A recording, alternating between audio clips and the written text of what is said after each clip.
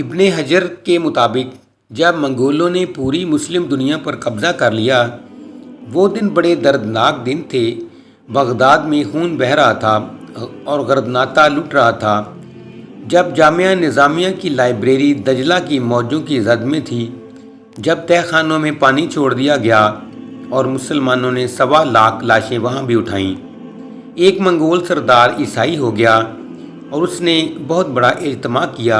ابن حجر لکھتے ہیں کہ اس بدبخت عیسائی بادشاہ نے دیدہ دلیری کرتے ہوئے حضور اکرم کے شان میں گستاخی کی تو اس بڑے اجتماع کے اندر ایک بھی مسلمان نہیں تھا۔ تو جب وہ حضور اکرم کے خلاف بھونکنے لگا تو پاس بندھا ہوا ایک کتا جوش میں آ گیا اور وہ زور زور سے بھونکنے لگا۔ سب نے اسے کہا کہ تو مسلمانوں کے نبی کے خلاف بولا ہے، اس لیے یہ کتا زور زور سے بھونک رہا ہے۔ تو اس نے کہا کہ نہیں، یہ ویسے ہی بڑا غیرت مند ہے، میں نے ہاتھ سے اشارہ کیا تو یہ سمجھا کہ مجھے مارنے لگا ہے، اس وجہ سے غیرت میں آیا۔ تو اس نے دوبارہ حضور اکرم کی شان میں گستاخی کرنا شروع کر دی۔